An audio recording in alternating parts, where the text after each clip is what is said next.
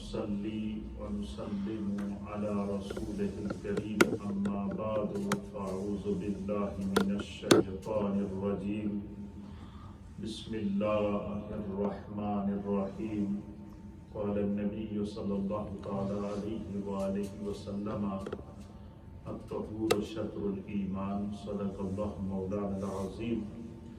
حضرات محترم، اللہ تعالیٰ کے فضل و احسان سے ہمارا روزمرہ کا ایک تربیتی درس ہے اور احکام القرآن کا اس کا ٹاپک ہے، اور احکام القرآن میں بھی ہم نے قرآن حکیم فرقان مجید میں جو طہارت، پاکیزگی بذریعہ وضو، بذریعہ غسل اور بذریعہ تیمم، ان تین چیزوں سے جو طہارت حاصل کرنے کے احکام اللہ نے قرآن میں نازل فرمائے ہیں اور ان کی جو برکات ہیں، اس پر ہماری گفتگو کا سلسلہ جاری و ساری ہے۔ وضو کا باب ہمارے درمیان چل رہا ہے اور اس کی برکات ہمارے سامنے چل رہی ہیں۔ سب سے پہلے تو وضو کی برکات میں سے اس برکت کو سمجھیے کہ ابھی بندہ جو وضو عبادت کے لیے نماز کی صورت میں یا تلاوت قرآن کی صورت میں یا دیگر عبادات کی صورت میں جب بندہ وضو کرتا ہے اس نیت سے، اس کو بینیفٹ کیا ملتا ہے۔ نبی علیہ الصلوۃ والسلام نے اس کے ظاہری احکام اس طرح بیان فرمائے ہیں۔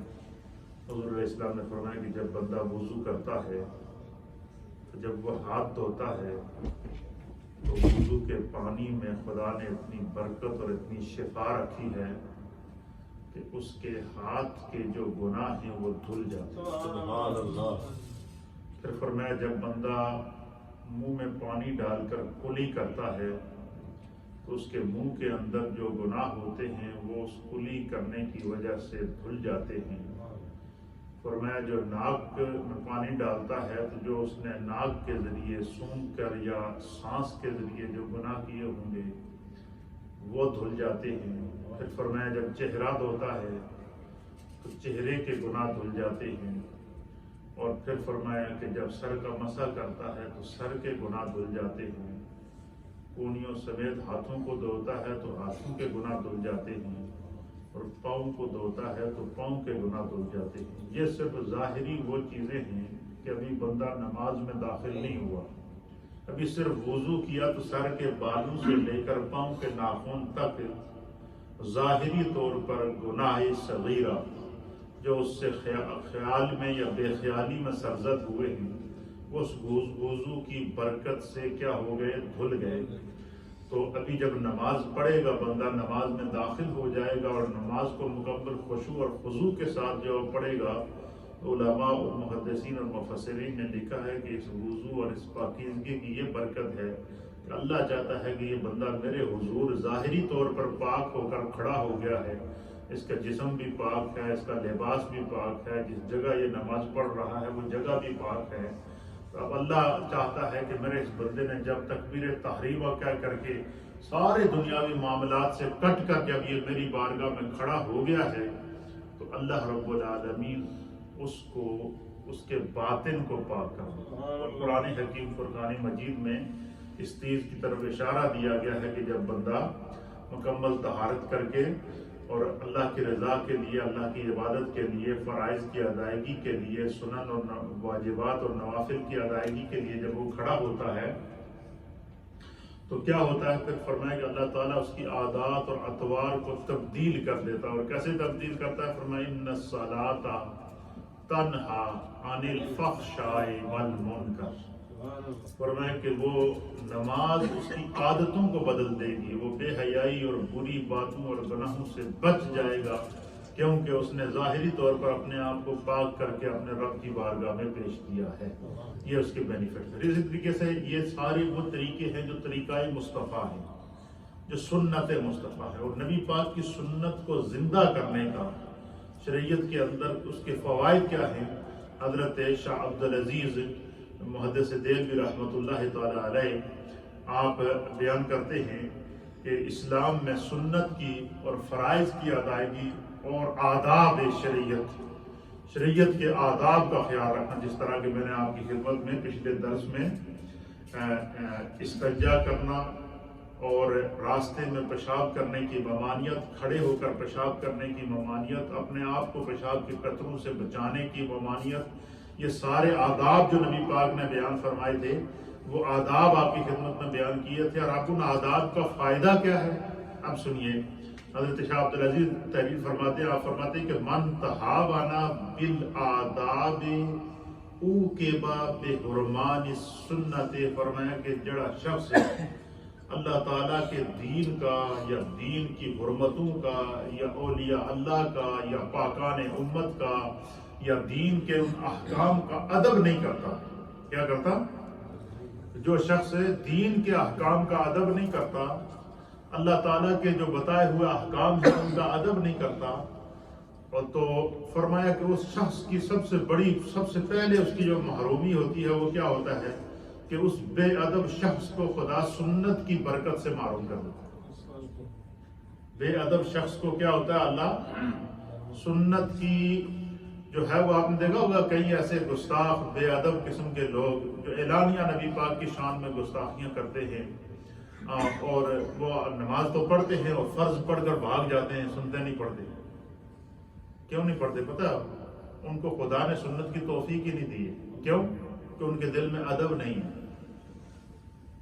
فرمایا حضرت شاہ عبدالعزیز کیا فرماتے ہیں کہ من تہاونا بالآداب، کہ جس شخص نے اللہ کے احکام کا ادب نہ کیا، جو بے ادب ہو، تو فرمایا جو شخص اللہ کے احکام کا ادب نہیں کرتا، اوکبا بحرمان السنت، اللہ تعالیٰ اس کو سنت کے فیض سے، سنت کی برکت سے اور سنت سے محرومی کی بلا میں مبتلا کر دے۔ کیا مطلب؟ اچھا، اور پھر فرمایا کہ جو شخص سنت سے محروم ہو جائے، بے ادب شخص کو نبی کی سنت سے محروم کر دیا جاتا ہے، اور فرمایا کہ جو سنت سے محروم ہو تو اس کا نقصان کیا ہوتا ہے؟ آج کل تو بڑے بڑے لوگ آتے ہیں جیسے ہم فرض پڑھتے ہیں، جی فرض دا اللہ حکم دیتا ہے۔ اب سنیے وہ کیا لکھتے ہیں، وہ پھر فرماتے ہیں من تہاونا بالسنت، کہ جس شخص نے نبی پاک کی سنت کو چھوڑا، یا نبی پاک کی سنت کی توہین کی، یا نبی پاک کی سنت پر عمل نہ کیا، یا نبی پاک کی سنت کو کم تر جانا، اور نبی پاک کی سنت کی گستاخیاں کرتا رہا، اور حضور علیہ الصلوۃ والسلام کی سنت کی بے حرمتیاں کرتا رہا، تو فرمایا کہ اس شخص کا کیا ہوگا؟ فرمایا کہ وَمَن تَحَاوَنَا بِالسُّنَّةِ عُوقِبَ بِحُرْمَانِ الْفَرَائِضِ، اللہ تعالیٰ سنت کی بے ادبی کی وجہ سے خدا اسے فرائض سے کے چھوٹنے کی مصیبت میں مبتلا کر دیتا ہے، پھر فرض بھی وہ ادا نہیں کر سکتا، اس کے فرض بھی اللہ کی بارگاہ میں قبول نہیں ہوتے، وہ فرائض میں سستیاں اس کے بہانے شروع ہو جاتے ہیں کہ بھائی آج نماز آج کم تے گیا سن، آج فلاں جگہ گیا سن، تو برا اللہ تعالیٰ اس کو توفیق ہی نہیں دیتا کہ جڑا میرا نبی دا نہیں ہے میری عبادت کہاں واسطے کر رہا ہے۔ اس لیے فرمایا کہ الدین کلہ ادب، دین پورے کا پورا ادب ہے، دین پورے کا پورا کیا ہے؟ ادب ہے۔ اس لیے نبی علیہ السلام کی سنت پر ادب سے جو آداب کا خیال رکھتا ہے، خدا اسے سنت کا نور عطا فرماتا ہے، اور فرمایا جسے خدا سنت کا نور عطا فرماتا ہے، اللہ اس کو فرائض کی لذت عطا فرماتا ہے، اور فرمایا کہ اور جو سنت کا ادب نہیں کرتا، اللہ اسے جو دین کے احکام کا ادب نہیں کرتا، اللہ اسے سنت کے فیض سے محروم کر دیتا ہے، اور جو سنت کے فیض سے محروم ہو، خدا اسے فرائض کے چھوٹنے کی مصیبت میں مبتلا کر دیتا ہے۔ اور فرمایا وَمَن تَحَاوَنَا بِالْفَرَائِضِ، فرمایا کہ جس شخص نے جو شخص فرائض اللہ کے فرضوں کا ادب نہیں کرتا، اللہ کے فرضوں میں سستی کرتا ہے، اور فرض نماز کو وقت پر نہیں ادا کرتا، فرض زکوٰۃ کو ادا نہیں کرتا، اللہ نے جو احکام اس پر فرض کیے ہیں وہ ان کو ادا نہیں کرتا، اور فرمایا کہ وہ کیا ہوتا ہے؟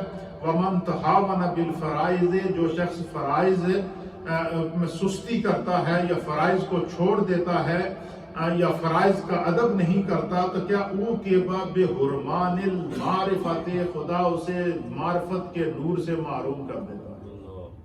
اللہ اسے معرفت کے نور سے محروم، معرفت سے نور کا مطلب کیا ہے کہ اس کا دماغ معوف ہو جائے گا، اس کا ذہن سٹک ہو جائے گا، وہ اچھی بات بھی اس کا ذہن ایکسپٹ نہیں کرے گا، اس کا دل سیاہ ہو جائے گا۔ اور کیسے سیاہ ہوگا کہ اس میں خیر اور شر کی تمیز ختم ہو جائے گی۔ اس حد تک جو بندہ فرائض میں سستی کرتا ہے، اللہ تعالیٰ اس کے دل کو اتنا سخت کر دیتا ہے کہ وہ کیا ہوتا ہے، فرمایا کہ وہ معرفت کے نور سے محروم ہو جاتا ہے۔ پھر اسے کوئی بات تسی لکھ دفعہ سمجھاؤ، اس کی سمجھ مجھے نہیں آتی۔ معرفت کے نور سے محروم ہونے کا کیا مطلب، تسی اس نے اگر کھول کر بھی پلاؤ گے تو پھر بھی اس کے دماغ میں گل نہیں بیٹھنی۔ کیوں کہ اس نے فرائض کو چھوڑا ہے، اس نے سنت کو چھوڑا ہے، اس نے ادب کو چھوڑا ہے۔ اس لیے فرمایا کہ جب بھی بندہ نماز ادا کرے تو نماز کے جو احکام ہیں پہلے ان کو پورا کرے، طہارت ادا کرے تو طہارت کے جو احکام ہیں ان کو پورا کرے، غسل کرے تو غسل کے جو احکام ہیں ان کو پورا کرے۔ اسی طریقے سے فرمایا کہ یہ جو ہے یہ اللہ رب العالمین نے تو اس میں ہمیں کیا سبق دیا گیا؟ سبق یہ دیا گیا کہ جو بندہ جو ہے وہ اللہ تعالیٰ کی طرف سے جسے خداوند قدوس نے ذہن دیا ہے، سوچنے اور سمجھنے کی صلاحیت دی ہے، اور اپنے آپ کو دین کے لیے اس نے جو ہے وہ جب دین پر عمل کرنے کے لیے اپنے آپ کو پیش کر دیا تو پھر اس کو یہ نہیں بہانے نہیں کرنا چاہیے کہ میں سنتا نہیں پڑھوں گا، میں فرائض ٹائم پہ نہیں ادا کروں گا، میں گھر نماز پڑھ لے گا، مسجد میں جا کے نہیں پڑھوں گا، پھر وہ بہانے تلاش نہ کرے۔ فرمایا کہ جب عبادت کرے تو اس کے پیش نظر یہ ہونا چاہیے کہ میں اس کو اس کے حق کے مطابق ادا کروں۔ پھر اسی طریقے سے ہمارا جو موضوع چل رہا ہے وہ ہے وضو۔ تو وضو کے اندر میں نے آپ کو پچھلے درس میں کیا بتایا تھا کہ جو استنجا کرنے کے جو قرآن کے اندر اللہ نے فضائل بیان کیے کہ جو لوگ پانی استنجے کے اندر پانی کو استعمال کرتے ہیں وہ اللہ کو بڑے پسند ہیں۔ اسی طریقے سے نبی علیہ السلام نے وضو کا ایک جزء اور بتایا ہے۔ حضور نے فرمایا کہ جس شخص کے لیے ممکن ہو وہ کوشش کرے کہ وضو کرنے سے پہلے مسواک ضرور کرے۔ وہ کیا کرے؟ مسواک کی دین کے اندر بڑی اہمیت ہے۔ اس کی اہمیت کا آپ یہاں سے اندازہ لگائیں۔ یہ 2 سال سے ہم سب پوری دنیا ایک وبا میں مبتلا ہے، اور وہ وبا کیا ہے؟ کورونا وائرس کی وبا۔ اور اس وبا کے اندر لاکھوں انسان جو ہے وہ لقمہ اجل بن گئے، ڈاکٹر بے بس ہو گئے، ہماری جو میڈیکل سائنس بے بس ہو گئی۔ اور پھر انہوں نے اس کا حل کیا نکالا کہ جب تک ہمیں اس چیز، مجھے یہ یقین کریں، یہ میں مسواک کے باب کا مطالعہ کر رہا تھا، اس کی احادیث پڑھ رہا تھا تو میرے جسم کے رونگٹے کھڑے ہو گئے کہ دیکھو میڈیکل سائنس آج 1400 سال کے بعد بھی جس نتیجے پر نہیں پہنچی ہے، میرے مصطفیٰ کریم نے پہلے اس کا حل دے دیا۔ یہ ہے سنت مصطفیٰ، یہ ہے علم مصطفیٰ، یہ ہے رحمت للعالمین، آقا کی انسانیت کے لیے رحمت، کیونکہ آپ عالمین کے لیے رحمت تھے، تمام انسانوں کے لیے رحمت تھے۔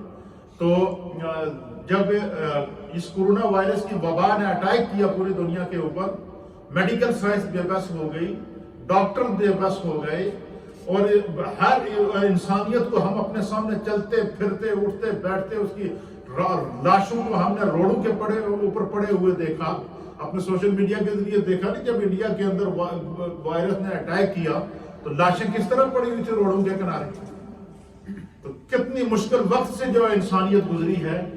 تو ڈاکٹروں نے کہا کہ جب تک اس کا کوئی علاج تلاش کیا جاتا، جب تک اس کی کوئی ویکسین تلاش کی جاتی، جب تک اس کا کوئی دوائی تلاش کی جاتی، اس کا سب سے پہلا حل کیا ہے؟ فرمایا ماسک پہنو۔ کیا کرو؟ کیوں کہ منہ کے ذریعے منہ کا انسان کے جسم کا یہ جو منہ کا حصہ ہے اور ناک کا حصہ ہے یہ کھلا رہتا ہے، اس کے ذریعے وائرس اندر جائے گا۔ اب دیکھیں اللہ کے حبیب علیہ السلام نے وضو، ہر نماز میں وضو سے پہلے آپ نے مسواک کی تاکید کی۔ کیا مطلب کہ جب بندہ مسواک کرے گا تو اس کے منہ کے اندر موجود کسی بھی قسم کی جو جراثیم ہوں گے جو اس کو نقصان پہنچا سکتے ہیں، وہ مسواک کرنے سے وہ کلیئر ہو جائیں گے، اور پھر جو ہے اس کی برکت سے اللہ رب العالمین کیا کرے گا، اس کو باطن کا نور عطا فرمائے گا۔ اب یہ مسواک کے بارے میں آپ احادیث سماعت فرمائیں تو آپ کا ایمان تازہ آ جائے گا۔ میرے سامنے حدیث پاک ہے، یہ حدیث ہے سنن ابن ماجہ کے اندر بھی یہ حدیث موجود ہے، امام نسائی نے سنن نسائی کے اندر بھی اس حدیث کو نقل فرمایا ہے، امام بخاری نے صحیح بخاری کے اندر اس حدیث کو نقل فرمایا ہے، امام مسلم نے صحیح مسلم کے اندر اس حدیث کو نقل فرمایا ہے، یعنی تمام اکابر محدثین نے اس حدیث کو نقل فرمایا ہے۔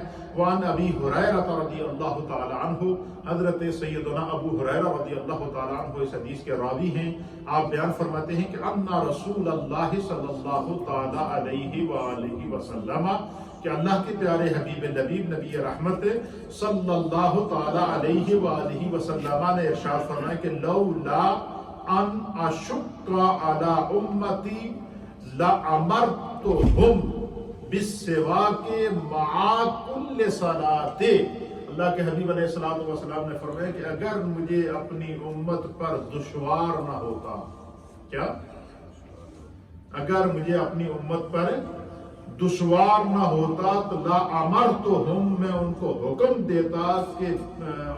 دیتا بالسواک مع کل صلاۃ، کہ مع کل صلاۃ، کہ ہر نماز سے پہلے تم مسواک کرو، میں ان کو حکم دیتا۔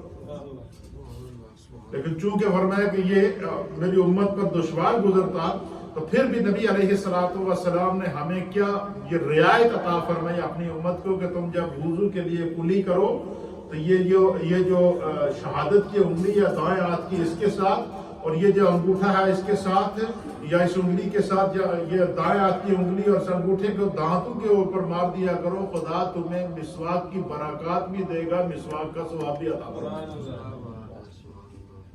تو اس کی اہمیت کا آپ یہاں سے اندازہ لگا سکتے ہیں کہ حضور علیہ السلام نے فرمایا کہ اگر مجھے اپنی امت پر یہ گراں نہ گزرتا، اپنی امت پر دشوار نہ گزرتا، اپنی امت پر مشقت میں پڑنے کا خوف مجھے نہ ہوتا، تو میں انہیں ہر نماز میں مسواک کرنے کا حکم دیتا۔ اس لیے جس شخص کو یہ سہولت میسر ہے وہ ضرور کوشش کرے کہ وہ دن میں ایک دفعہ کم از کم، آپ دیکھیں اس مسواک کی اہمیت، ہمارے فقہا نے لکھا ہے کہ روزے کی حالت میں آپ ٹوتھ پیسٹ استعمال نہیں کر سکتے، کیوں؟ اس میں ذائقہ ہوتا ہے۔ اچھا، اب علماء نے لکھا ہے کہ مسواک استعمال کر سکتے ہیں۔ پھر اس مسواک کے مسئلے میں یہاں تک ائمہ اور علماء نے لکھا کہ اگر کوئی مسواک کڑوی ہے یا کسی مسواک کا ذائقہ ہے، اس کے باوجود آپ اس مسواک کو کر سکتے ہیں، آپ کا روزہ نہیں ٹوٹے گا۔ کیوں؟ اس کے اندر یہ خدا کی طرف سے اہل ایمان کے لیے تحفہ ہے، یہ ہماری صحت کی ضامن ہے، اور اس لیے فرمایا، اور تمام علماء کے نزدیک مسواک کرنا یہ نبی علیہ الصلوۃ والسلام کی سنت ہے۔ کیا ہے؟ حضور کی کیا ہے؟ سنت ہے۔ اور نبی میں نے کیا آپ کو بتایا کہ حضور نے فرمایا کہ جس کو سنت جو سنت سے معروم ہو جائے اسے فرائض میں لذت نہیں ملتی، اور جو فرائض میں سستی کرے وہ کیا ہوتا ہے؟ معرفت سے معروم ہو جاتا ہے، خیر سے معروم ہو جاتا ہے، وہ دماغ اور دل دے وچ کوئی گل بہنی نہیں ہے۔ تو فرمایا کہ تمام علماء کے نزدیک مسواک کرنا سنت ہے۔ اور یہ جو ہم صبح صبح اٹھ کے ٹوتھ پیسٹ کرتے ہیں رمضان کے علاوہ، یہ ٹوتھ پیسٹ بھی مسواک کے حکم میں آتی ہے۔ یہ کیا ہوتی ہے؟ مسواک کے حکم کے اندر آتی ہے۔ لیکن سب سے زیادہ جو ثواب ہے ٹوتھ پیسٹ سے بھی زیادہ ثواب کیا ہے؟ بندہ لکڑ کی جو مسواک بنی ہوئی ہو اس کے ساتھ کیا کرے؟ وہ کرے۔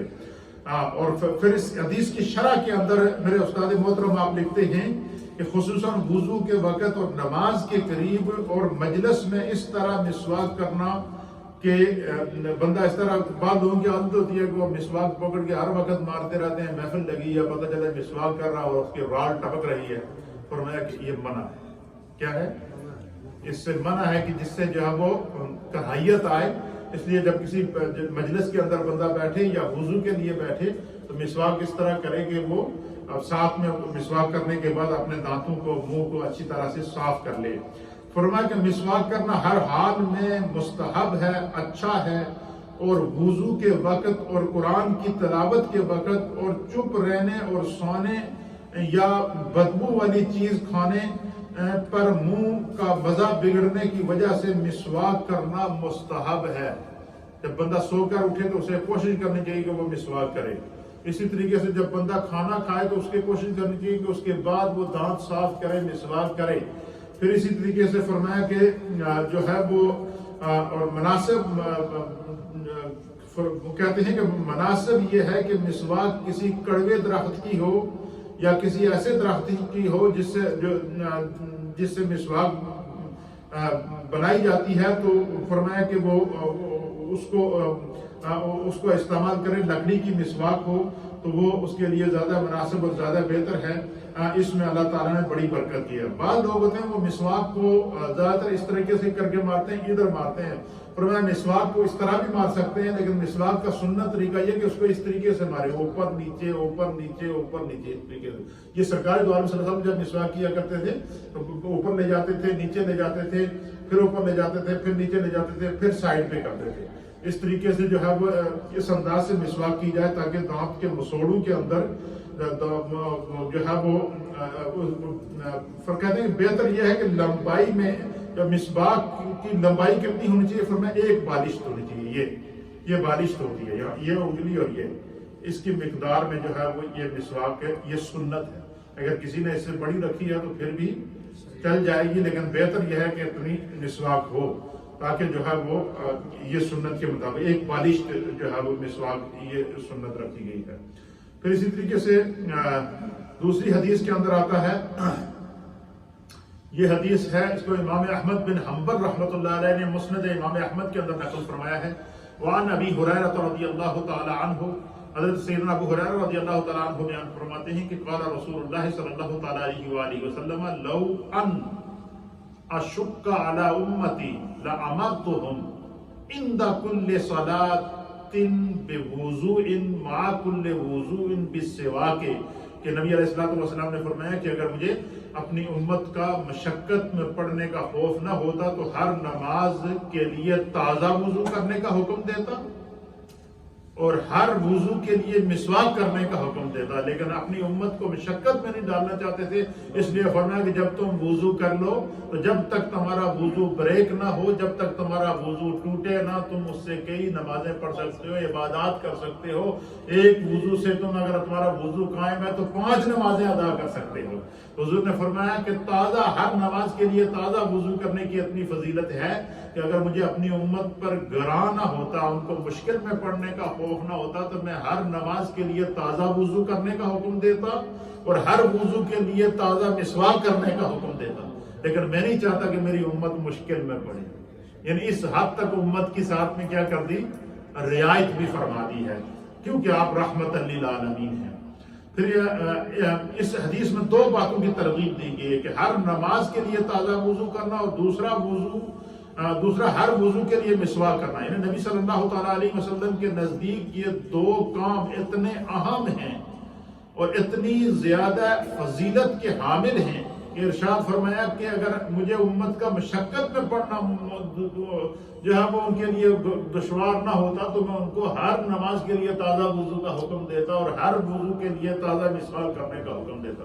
اس لیے جو لوگ رمضان میں بالخصوص دیکھیں, رمضان کے علاوہ ہم لوگ کیا کرتے رہتے ہیں, ٹوتھ پیسٹ عام ہم استعمال کرتے ہیں, ہمارے جو ہے وہ گھروں کے اندر ٹوتھ پیسٹ موجود ہوتی ہے, لیکن کم از کم یہ معمول ضرور بنائیں کہ رمضان کے مہینے میں ہم مسواک ضرور استعمال کریں تاکہ ہمیں سنت کی برکت مل جائے. ایک تو روزہ ہو اور روزے کی حالت میں اگر نفل ادا کرنے کا فرض کا ثواب ہے تو سنت ادا کرنے کا کتنا بڑا ثواب ہے, کتنی بڑی عظمت ہے, کتنی بڑی اہمیت ہے. تو یہ جو دین کی برکات ہیں ہمیں ان سے سیکھنا چاہیے اور ان سے سبق حاصل کرنا چاہیے. پھر ایک اور حدیث ہے, حضرت برائدہ رضی اللہ تعالی عنہ اس حدیث کے راوی ہیں کہ کہتے ہیں قال, کہتے ہیں کہ اصبح رسول اللہ صلی اللہ تعالی علیہ وآلہ وسلم یوما فدعا بلالا فقال یا بلال بما سبقتنی الى الجنة انی دخلت بارحة الجنة وسمعت خشخشتك امامی، سبحان اللہ، سب کا سبحان اللہ، اللہ اکبر۔ اللہ کے پیارے حبیب لبیب نبی رحمت سید العالمین محمد رسول اللہ صلی اللہ تعالی علیہ وآلہ وسلم نے ایک دن فدعا بلالا، حضرت سیدنا بلال رضی اللہ تعالیٰ عنہ کو صبح صبح بلایا۔ کیا بلایا؟ صبح صبح حضرت بلال کو بلایا، اور اللہ کے حبیب علیہ الصلوۃ والسلام نے حضرت بلال سے فرمایا کہ بلال ذرا یہ تو بتا کہ تو کون سا عمل کرتا ہے، تیرا عمل اللہ تعالیٰ نے کوئی بڑا پسند ہے۔ عرض کیا یا رسول اللہ کیا بات ہے، آپ نے مجھ میں کیا دیکھا ہے؟ تو اللہ کے حبیب علیہ الصلوۃ والسلام نے فرمایا کہ میں نے آج رات کو خواب دیکھا۔ کیا فرمایا حضور نے؟ میں نے آج رات کو خواب دیکھا، اور میں نے خواب میں یہ دیکھا کہ میں جنت میں ہوں۔ کیا فرمایا سرکار نے؟ کہ میں جنت کی سیر کے لیے نکلا ہوا ہوں، اور جنت میں اللہ نے مجھے میرا وہ محل دکھایا جس میں نے جنت میں قیام کرنا ہے۔ اس محل کے اندر میں جنت میں گیا اور جنت کی سیر کر رہا تھا۔ تو حضور فرماتے ہیں میں جیسے ہی جنت میں پہنچا تو جنت میں پہنچنے سے پہلے ہی میں نے بلال کے قدموں کی آہٹ جنت میں سنی۔ اچھا، حضرت بلال کے قدموں کی آہٹ کا ذکر کیوں کیا؟ اس کی وجہ یہ تھی کہ حضرت سیدنا بلال رضی اللہ تعالیٰ عنہ کی یہ عادت مبارک تھی کہ جب وہ اٹھتے تھے آدھی رات کو تو وضو کر کے تہجد کی اذان دینے کے بعد پھر وہ گھر مسجد سے سرکار دو عالم صلی اللہ تعالیٰ علیہ وآلہ وسلم کو اٹھانے کے لیے مسجد سے گھر جاتے تھے۔ کیا کرتے؟ ڈیلی ان کا معمول تھا، حضور جاگے ہوئے ہوں یا نہ ہوں، وہ اپنی ڈیوٹی ادا کرنے کے لیے کیا کرتے تھے؟ سرکار کو اٹھانے کے لیے جاتے تھے۔ تو حضرت بلال جب چلتے تھے تو ان کے قدموں کی جو آہٹ تھی نا وہ اب دیکھیں صبح صبح جب شور شرابہ نہ ہو تو ذرا سی بھی شور ہو، ذرا سی، اب ہر روز حضرت بلال کا چل کے آنا، اور سرکار دو عالم صلی اللہ علیہ وسلم نے ان کے قدموں کی آہٹ پہچانی ہوتی تھی۔ دور سے بھی اگر کوئی قدموں کی آہٹ ہے تو حضور کیا دیتے تھے؟ یہ بلال آ رہے ہیں، یہ بلال کے چلنے کی انداز ہے، یہ بلال کے قدموں کی آہٹ ہے۔ تو نبی علیہ الصلوۃ والسلام نے حضرت بلال کو بلایا، فدعا بلالا، پس سرکار دو عالم صلی اللہ علیہ وسلم نے بلال کو بلایا، فقال یا بلال، اے میرے بلال، بما سبقتنی الی الجنت، فرمایا کہ اے بلال آج رات میں خواب دیکھا اور میں دیکھا کہ میرے تو پہلے تو جنت میں پھردا پیاس ہے۔ اس کا آسان ترجمہ اپنی زبان میں کہ جب میں جنت میں گیا، جب مجھے جنت کی سیر کرائی گئی اور میں جنت کا سیر کر رہا تھا تو میرے تو پہلے تو جنت کی پہنچی ہسیں اور تیرے قدمہ دے چلنے دی آہٹ میں سنی ہے۔ یہ کس نے فرمایا؟ سرکار دو عالم صلی اللہ علیہ وسلم نے۔ اے بلال ذرا یہ تو بتا یا تو ایسا کون سا عمل کرتا ہے کہ اللہ کو تیرا اتنا عمل پسند ہے کہ میرے تو پہلے تو جنت کی پھردا پیاسے، تو جنت کی سیر کر رہا ہے، تو جنت میں ٹہل رہا تھا۔ اس کا آسان ترجمہ، مجھ سے پہلے تو جنت میں ٹہلتا ہوا مجھے نظر آیا، تیرے قدموں کی آہٹ میں نے سنی ہے، تو ایسا کون سا عمل کرتا ہے؟ اللہ اکبر۔ فقال بلال، تو حضرت بلال رضی اللہ تعالی عنہ نے عرض کیا، یا رسول اللہ، اے اللہ کے رسول، میرے ماں باپ آپ پر قربان ہو جائیں، ما اذنت قط الا صلیت رکعتین ولا اصابنی حدث قط الا توضأت عنده، فقال رسول اللہ صلی اللہ تعالی علیہ وآلہ وسلم بہذا۔ انہوں نے عرض کیا، یا رسول اللہ اور تو کوئی عمل نہیں، لیکن ایک میری عادت ہے، وہ کیا ہے؟ فرمایا کہ جیسے ہی میرا وضو ٹوٹتا ہے، جب بھی میرا وضو بریک ہوتا ہے، کیا کرتے ہیں حضرت بلال نے کیا فرمایا کہ جب بھی میرا وضو بریک ہوتا ہے تو میں اسی وقت وضو کرتا ہوں، میں اب بے وضو نہیں رہتا۔ میری یہ عادت ہے کہ جب بھی میرا وضو ٹوٹتا ہے میں فوراً وضو کرتا ہوں، اور وضو کرنے کے بعد میں 2 رکعت نماز تحیۃ الوضو ادا کرتا ہوں۔ اور وہ طریقہ حضرت بلال کو کس نے سکھایا تھا؟ میرے آقا علیہ الصلوۃ والسلام نے۔ حضور نے صحابہ کو درس دیتے ہوئے فرمایا کہ جڑا بندہ اللہ کی رضا واسطے وضو کرے، کیا کرے؟ وضو کر کے اور وہ 2 رکعت نماز تحیت الوضو ادا کرے، فرمایا خدا اس کے سارے گناہ بھی بخش دے گا، جنت میں وہ میرے ساتھ ہوگا۔ حضرت بلال نے عرض کیا یا رسول اللہ جس وقت یہ حدیث سنی ہے تو میں نے نیت کی دی ہے کہ اللہ نے مینوں دنیا میں سرکار دے نال رکھیا، خدا مینوں جنت میں سرکار دے نال رکھیا۔ اس واسطے میں ہمیشہ عمل کرتا ہوں کہ جب بھی میرا وضو ٹوٹتا ہے تو میں کیا کرتا ہوں، تازہ وضو کرتا ہوں، تازہ وضو کرنے کے بعد 2 رکعت نماز تحیت الوضو ادا کرتا ہوں۔ حضور نے فرمایا لہذا سرکار نے فرمایا میرے بلال تیری اس سے عادت نہیں وجہ تو خدا نے تمہیں جنت میں میرے تو پہلے تھے اسے پہنچا دیتا ہے، اور فرمایا کہ یہ تیری عادت اللہ کو اتنی پسند آئی ہے کہ تو جس طرح دنیا میں میرے ساتھ ہے اس طرح تو جنت میں بھی میرے ساتھ ہوگا۔ یہ ہے وضو کی فضیلت، یہ ہے وضو کی اہمیت۔ تو وضو کی جتنی جزیات تھی تقریباً میں نے ان کے اوپر تفصیل سے بات اس لیے کی ہے، مسواک کا بیان کر دیا ہے، استنجے کا بیان کر دیا ہے، فرائض بیان کر دیے ہیں، وضو کی سنتیں بیان کر دیے ہیں، وضو کے مکروہات بیان کر دیے ہیں، وضو کے مستحبات بیان کر دیے ہیں، وہ امور جن سے وضو ٹوٹتا ہے وہ احکام بیان کر دیے ہیں۔ یہ سارے اس لیے بیان کیے ہیں کہ ہمیشہ ہماری ہر عبادت کا آغاز طہارت سے ہوتا ہے، اس لیے ہمارا وضو کا درست ہونا انتہائی ضروری اور انتہائی لازمی ہے۔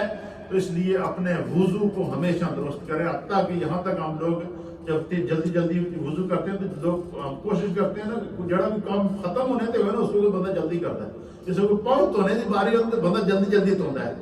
حضور علیہ الصلوۃ والسلام نے فرمایا کہ وَيْلٌ لِلْعِقَابِ، فرمایا کہ ان ایڑیوں کے لیے بھی جو ہے وہ بربادی ہو کہ جو دھوتے وقت خشک رہ جائے۔ فرمایا کہ ہمیشہ جب پاؤں دھو تو خاص طور پر ایڑیاں اس طرح دھو کہ ایڑیوں کا پاؤں کا کوئی حصہ خشک نہ رہ جائے۔ اس طرح جو وضو کے اندر جو حصے جو اعضاء جن اعضاء کا دھونا فرض ہے، فرمایا کہ ان میں حتی الامکان انسان کوشش کرے کہ اس میں سے کوئی بال برابر جگہ بھی خشک اپنی طرف سے بندہ کوشش کرے، اور اس کے باوجود اگر رہ جاتی ہے تو اللہ رب العالمین معاف کرنے والا ہے، لیکن انٹینشنلی طور پر جو ہے کوئی بھی چیز ہم سے رہنی نہیں چاہیے۔